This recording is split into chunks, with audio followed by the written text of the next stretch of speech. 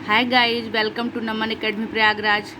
कल हम लोग फंजाई का क्लासिफिकेशन का इंट्रोडक्शन पूरा पढ़े थे कि कितने टाइप के फंजाई होते हैं इंट्रोडक्शन में। तो हम एक ट्रिक्स आपको बता रहे थे, बी डी मैप फॉर हो गया, बी से हो गया बेसिडियोमाइट, डी से ड्यूट्रियोमाइसिस, मैप से हो गया मिक्सोमाइसिटीज, फाइकोमाइसिटीज, एसिकोमाइसिटीज। ये आपको ईजिली लर्न रहेगा क्योंकि एग्जाम में खूब भूलता है कि कौन से सीक्वेंस ऑर्डर में कैसे इसको लिखा जाए। तो इसी को हम लोग एक एक करके चलते हैं, पढ़ लेते हैं। मिक्सोमाइसिटीज ग्रुप में या क्लास में किस फंजाई को रखा गया है?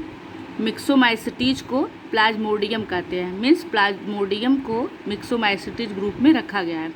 आगे मैंने फ्रेंड्स बताया था आपको, प्लाज्मोडियम जो होता है उसमें आउटर लेयर नहीं होती है, उसके जो साइटोप्लाज्म होते हैं इधर उधर जिगजैग फैले होते हैं, उसमें सेल वॉल जो होती है आउटर लेयर वो एब्सेंट होती है। तो मतलब इस तरह के जो फंजाई होते हैं उनको मिक्सोमाइसिटीज क्लास में रखा गया है। तो मिक्सोमाइसिटीज को प्लाज्मोडियम भी कहते हैं, कभी कभी प्लाज्मोडियम ही पूछ के आ जाता है। इसमें सेल वॉल एब्सेंट होती है, इसलिए इस क्लास के मेंबर को स्लाइम मोल्ड्स कहते हैं। इसके स्पोर को कैप्लिसियम कहते हैं। जो मिक्सोमाइसिटीज फैमिली के फंजाई होते हैं उनके जो स्पोर होते हैं, स्पोर मतलब जो उसमें छोटे छोटे बीज होते हैं, उसको बोलते हैं कैप्लिसियम। सेकंड ग्रुप है फाइकोमाइसिटीज। इसमें एल्गी और फंजाई को रखा गया है। इस ग्रुप में एल्गी और फंजाई को रखा गया है। फाइकोमाइसिटीज क्लास में एल्गी एंड फंजाई को रखा गया है। फाइकोमाइसिटीज के थैलस एसेप्टेट होते हैं। थैलस मतलब थैलस ए हो गया, एसेप्टेट मतलब इसमें सेप्टा नहीं पाए जाते हैं, उसमें डिवाइडेशन नहीं होता है। इसका थैलस एक आटे की लोई के समान होता है, इसे थैलस बोलते हैं। एसेप्टेट होता है, विदाउट सेप्टा होता है, सेप्टा इसके अंदर नहीं पाए जाते। इस तरह का स्ट्रक्चर इसमें नहीं होता है, इस तरह का बस एक गोला सा थैलस रूपा या मिट्टी का लोया जैसा स्ट्रक्चर होता है, इसे बोलते हैं फाइकोमाइसिटीज। इससे सेप्टा एब्सेंट होता है। इस क्लास के मेंबर मल्टी न्यूक्लिएट सिनोसाइड होते हैं। तो मैंने आपको बताया था जिसमें सेप्टा जिसमें रहते हैं वो तो मल्टी न्यूक्लिएट नहीं होते हैं, उनके एक एक सेप्टा के बीच में एक एक न्यूक्लियस आते हैं। लेकिन जो एसेप्टेट होते हैं उनके अंदर मल्टी न्यूक्लियस होते हैं, सारे न्यूक्लियस एक ही में मिक्स हो जाते हैं, इसलिए इसको बोलते हैं मल्टी न्यूक्लिएट सिनोसाइड्स। तो आपको क्लियर हो गया होगा कि एल्गी मल्टी न्यूक्लिएट सिनोसाइट है, और जो एल्गी फाइकोमाइसिटीज क्लास में आती है वो तो बिल्कुल ही मल्टी न्यूक्लिएट सिनोसाइट है। नेक्स्ट एस्कोमाइसिटीज ग्रुप में कौन कौन से फंजाई आते हैं या उनका स्ट्रक्चर कैसा होता है उसको देख लेते हैं। इसे सैक फंजाई कहते हैं। सैक मतलब थैले जैसे स्ट्रक्चर होता है, इस तरह एक थैले जैसा स्ट्रक्चर बन जाता है, इस तरह वो फंजाई का स्ट्रक्चर है थैले नुमा, इसीलिए इसको बोलते हैं सैक फंजाई। इस क्लास के फंजाई में सैक लाइक स्ट्रक्चर बनता है जिसे एस्कस बोलते हैं। इसको एस्कस टोटल को, इस सैक जो थैले रूपी आकृति होती है उसको बोलते हैं एस्कस। एक एस्कस में मीन्स इस एस्कस में इस थैले नुमा जो आकृति है उसमें 8 एस्कोस्पोर होते हैं। इस तरह के 8 स्पोर होते हैं। इसे इंडोजिनस, ये इसके अंदर है इसलिए इसको इंडोजिनस बोलते हैं, और इसी में जर्म करते हैं, इसीलिए इसका जर्मिनेशन प्रोसेस इसके अंदर होता है, इसीलिए इसको बोलते हैं इंडोजिनस। एक एस्कस में कितने स्पोर होते हैं? एस्कोस्पोर 8 एस्कोस्पोर होते हैं। इसको आप याद कर लीजिएगा क्योंकि इसमें और बेसिडियोमाइसिटीज में दोनों में कंफ्यूज हो जाता है एग्जाम में। उसमें आगे दिखेंगे, उसमें एक बेसिडियोस्पोर बराबर 4 बेसिडियोस्पोर के बराबर होता है। 1 एस्कस इक्वल टू 8 एस्कोस्पोर। इसको एस्कोस्पोर क्लास को 2 सब क्लास में डिवाइड किया गया है। 2 सब क्लास कौन कौन से हैं? Hemi ascomycetes and homo ascomycetes. Hemi ascomycetes and homo ascomycetes देख लेते हैं। हेमी में कौन आता है? इस सब क्लास में मतलब हेमी एस्कोमाइसिटीज क्लास में एस्कोकार्प एब्सेंट होते हैं, मीन्स इसमें जो सीड होते हैं उसके ऊपर एक थैली नुमा जो मैंने बताई आकृति होती है वो एब्सेंट होते हैं। थैलीनुमा जो आकृति होती है वो एब्सेंट होते हैं, ये नग्न होते हैं मत के, इसलिए स्पोर जो होते हैं वो नेकेड होते हैं। ये हेमी एस्कोमाइसिटीज की बात है, मतलब ईस्ट इसका एग्जाम्पल है। जो ईस्ट होता है जिसको हम लोग बोलते हैं सैक्रोमाइसिटीज, ये आता है एस्कोमाइसिटीज में और एस्कोमाइसिटीज के हेमी एस्कोमाइसिटीज में। ईस्ट में माइसीलियम नहीं पाया जाता है। माइसीलियम मैंने कल बताया था आपको, हाइफी होते हैं, फंजाई हाइफी से मिल के बने होते हैं और ढेर सारे हाइफी को माइसीलियम बोलते हैं। जब कलेक्शन में जब होते हैं हाइफी तो उसे माइसीलियम बोलते हैं। लेकिन ईस्ट में माइसीलियम नहीं पाया जाता है। लेकिन जब ईस्ट में बडिंग प्रोसेस होता है, बडिंग मतलब रिप्रोडक्शन प्रोसेस होता है, तो माइसीलियम की तरह ये दिखाई देते हैं। लगता है कि इसके अंदर माइसीलियम है, लेकिन ये माइसीलियम ट्रू माइसीलियम नहीं होता है, इसीलिए इसे बोलते हैं स्यूडोमाइसीलियम।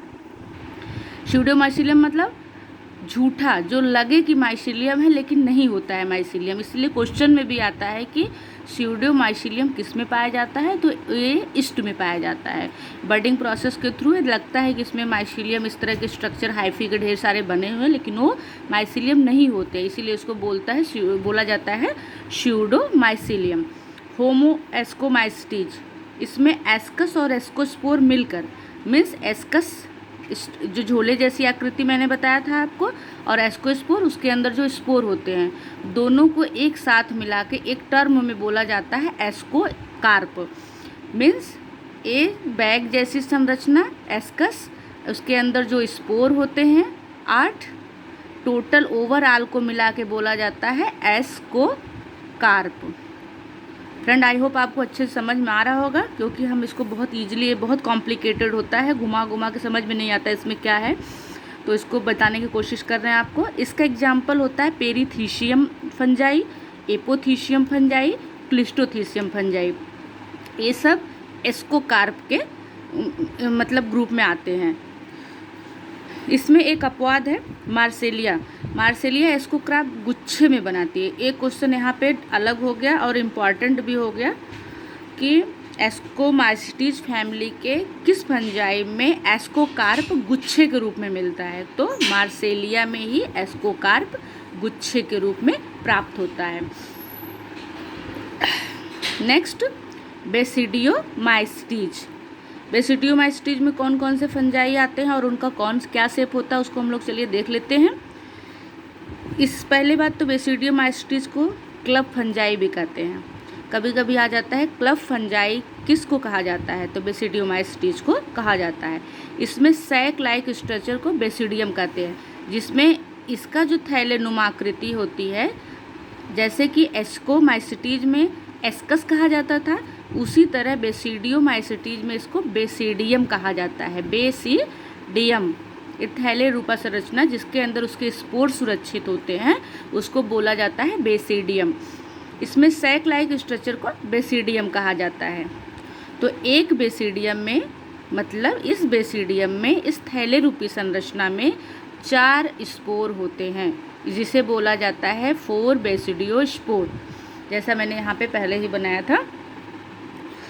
तो एक बेसिडियम में मीन्स एक थैले रूपी संरचना में 4 बेसिडियोस्पोर पाए जाते हैं, जो इक्जोजेनिस होते हैं। इक्जोजेनिस मतलब ये बाहर निकलते हैं, जैसे ये फेवरेबल कंडीशन पाते हैं तो ये चारों स्पोर बाहर आ जाते हैं, तब इनका जर्मिनेशन होता है। मतलब ये इसी थैले के अंदर जर्मिनेट नहीं होते हैं, ये बाहर आके जर्मिनेट होते हैं, तो इन्हें बोला जाता है इक्जोजिनस। और जो एस्कोमाइसिटीज होते हैं वो उसी थैले के अंदर ही जर्मिनेशन प्रोसेस स्टार्ट कर देते हैं, मतलब रिप्रोडक्शन स्टार्ट हो जाता है, तो उसे बोला जाता है इंडोस्पोरियम या इंडोजिनस। बेसिडियोमाइसिटीज जो होता है इसको भी 2 क्लास में डिवाइड किया गया है। बेसिडियोमाइसिटीज को भी 2 क्लास में डिवाइड किया गया है। कौन कौन से, जैसे एस्कोमाइसिटीज को बोला गया था हेट्रो, उसी तरह इसको भी हेट्रो और हेमो में डिवाइड किया गया है। होमो बेसिडियोमाइसिटीज, इस क्लास में बेसिडियम और बेसिडियोस्पोर मिलकर बेसिडियोकार्प बनाते हैं। मतलब बेसिडियम समझ गए होंगे आप, थैले रूपी संरचना, और बेसिडियोस्पोर को मिला के कहते हैं बेसिडियो कार्प। इसीलिए मैंने इस तरह का एक रिएक्शन के थ्रू बताने की कोशिश की, जिससे आपको इजीली याद रहेगा। Basidium plus basidiospore equal to basidiocarp, ये आ जाता है आपका होमो बेसिडियोमाइस्टीज क्लास में। इस तरह के मेंबर एक कार्प से ढके होते हैं, जिसे बोलते हैं बेसिडियो कार्प। फ्रेंड, आपको पसंद आ रहा हो तो आप लाइक कर दीजिएगा, लाइक शेयर एंड सब्सक्राइब जरूर कर दीजिएगा। अगर कोई सुझाव हो तो उसको कमेंट बॉक्स में लिख दीजिएगा। अब हम लोग चलते हैं हेट्रोबेसिडियोमाइस्टीज के विषय में। हेट्रोबेसिडियोमाइस्टीज में बेसिडियो कार्प नहीं बनते, मतलब जो आउटर लेयर मैंने बताया थैले को कवर किए रहते हैं वो इसमें नहीं होता है, डिसअपीयर होता है। यही इसमें उसमें अंतर होता है। होमो में basidio carp present and hetero में बेसिडियो कार्प एब्सेंट होता है। ए ड्यूट्रियोमाइस्टीज, नेक्स्ट जो इसका क्लास है ड्यूट्रियोमाइस्टीज। ड्यूट्रियोमाइस्टीज क्या होता है? ये अपूर्ण कवक होते हैं, मतलब एक कवक कंप्लीट नहीं होते हैं। अपूर्ण कवक मतलब फंजाई ऑफ इम्परफेक्टाइल, इसे बोलते हैं। कौन सा ग्रुप फंजाई का फंजाई ऑफ इम्परफेक्टाइल में आता है? तो वो ड्यूट्रियोमाइस्टीज होता है। इसमें सेक्सुअल रिप्रोडक्शन कम्प्लीटली एब्सेंट होते हैं। इसमें लैंगिक जनन सेक्सुअल रिप्रोडक्शन एब्सेंट होता है। इसमें केवल एसेक्सुअल रिप्रोडक्शन होता है, मतलब इसमें मेल और फीमेल दोनों का पार्टिसिपेशन एब्सेंट होता है। इसमें केवल एक ही, चाहे मेल चाहे फीमेल, अपने लाइफ साइकिल को कंप्लीट कर लेते हैं। इसमें दोनों की नीड नहीं पड़ती है। एसेक्सुअल रिप्रोडक्शन होता है। इसमें कोनोडिया का फॉर्मेशन होता है, जैसे थैलस हो गया फंजाई का, इसमें इस तरह के कोनोडिया बनता है। यही कोनोडिया रैप्चर हो जाती है और नया फंजाई का फॉर्मेशन कर देती है। तो इसमें जो, इसीलिए इसको बोलते हैं फंजाई ऑफ इम्परफेक्टाइल।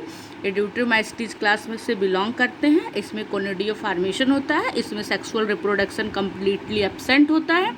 इसमें एसेक्सुअल रिप्रोडक्शन प्रेजेंट होता है। नेक्स्ट, अब फ्रेंड हम लोग क्लासिफिकेशन तो पढ़ लिए, आप इसको याद कर लीजिएगा इजली। एमपी मैप बेड से आपको पांचों इजली याद हो जाएंगे, और उसके विषय में जो मैंने डिफाइन किया 2-3 बार आप उसको रीड आउट कर लीजिएगा या स्क्रीनशॉट लेके पढ़ लीजिएगा, जैसे आपको सुविधा लगे। आगे हम लोग चलते हैं रिप्रोडक्शन ऑफ फंजाई। रिप्रोडक्शन मतलब प्रजनन, उसकी ग्रोथ, उसकी आगे जनरेशन कैसे होती है। तो उसमें 3 प्रोसेस होता है, vegetative reproduction, asexual reproduction, sexual reproduction. Vegetative जो होता है रिप्रोडक्शन को भी 3 भागों में डिवाइड किया गया है। कौन कौन से? Fragmentation, fission, budding. तो देख लेते हैं, आज वेजिटेटिव को कंप्लीट कर लिया जाएगा। वेजिटेटिव रिप्रोडक्शन में fragmentation process, fission process and budding process. तो फंजाई के thallus break means fragmentation process में, यहाँ मैंने नहीं लिखा है, पहला वाला है फंजाई के जो फ्रैगमेंटेशन प्रोसेस, यहाँ पे लिख दीजिए फ्रैगमेंटेशन प्रोसेस। इस प्रोसेस में फंजाई के थैलस मीन्स ये पूरा होल थैलस हो गया, ब्रेक हो जाता है। यहीं से इसका थैलस, जैसे मैंने बताया है, ब्रेक हो जाता है, टूट जाता है, आधे भाग में टूट जाता है, और आधे टूट के 2 अलग अलग फंजाई का निर्माण कर देता है। इसे बोलते हैं fragmentation process of vegetative reproduction का फ्रैगमेंटेशन प्रोसेस। नेक्स्ट, इसका जो है binary fission. Binary fission process में क्या होता है? इसमें यहाँ पे मैंने नहीं लिखा है बाइनरी, हाँ सॉरी है, फिजन है, पूरा बाइनरी फिजन ही होगा। फिजन इससे बस मैंने लिख दिया, इसका मतलब बाइनरी फिजन आप समझ लीजिएगा। बाइनरी फिजन प्रोसेस में फंजाई का थैलस, जो थैलस होता है फंजाई का, ये थैलस था फंजाई का पूरा कंप्लीट, लेकिन ये क्या कर गया? श्रिंक कर गया, मीन्स सिकुड़ गया। तो यहाँ से देखिए थोड़ा थोड़ा कॉन्ट्रैक्ट हो रहा है, यहाँ दोनों साइड से कॉन्ट्रैक्ट हो रहा है। नेक्स्ट जनरेशन प्रोसेस में यहाँ पे कंट्रैक्शन मोर हो गया, जैसे लग रहा है बिल्कुल यहाँ पे उभार सा बन गया है। अब यहाँ से ब्रेक डाउन हो गया, और नेक्स्ट देखिए यहाँ पे पूरा ये अलग अलग ब्रेक डाउन होकर न्यू थैलस ऑफ फंजाई बना लेते हैं। तो मीन्स बाइनरी फ्यूजन में इसके जो थैलस होते हैं कॉन्ट्रैक्ट कर जाते हैं, सिकुड़ जाते हैं और नई फंजाई को जन्म देते हैं। इसे बोलते हैं बाइनरी फ्यूजन प्रोसेस से vegetative reproduction. Friend I hope आपको ईजिली समझ में आ रहा होगा, क्योंकि बुक में बहुत कॉम्प्लिकेटेड लैंग्वेज में समझाई गई बातें, उसको हमने बहुत ईजी वे में समझाने का प्रयास किया आपको। Next, budding process. Vegetative reproduction का जो तीसरा मेथड है बडिंग प्रोसेस है। उसमें क्या बताया गया है, बडिंग प्रोसेस में फंजाई के ऊपर आउटग्रोथ हो जाती है, आउटग्रोथ निकलती है, जिसके टूटने से नए फंजाई का निर्माण होता है। जैसे मैंने यहाँ पे एक डायग्राम छोटा सा बना के समझाने का प्रयास किया है। ये थैलस है फंजाई का, उस पर आउटग्रोथ ऐसे निकल गई है, आउटग्रोथ इधर से यहाँ से आउटग्रोथ हो गई है। यही आउटग्रोथ फेवरेबल कंडीशन पाने पर ये टूट जाती है, और थैलस से निकला आउटग्रोथ टूटकर नए फंजाई को जन्म दे दिया, उसे बोलते हैं बडिंग प्रोसेस। बड का टूट के नए फंजाई को जन्म देना, ये होता है वेजिटेटिव रिप्रोडक्शन का budding method. Friend I hope आपको आज का वीडियो अच्छा लगा होगा, इजी लगा होगा। अगर अच्छा लगा हो तो आप लाइक करिएगा, शेयर करिएगा, सब्सक्राइब करिएगा। Thank you so much.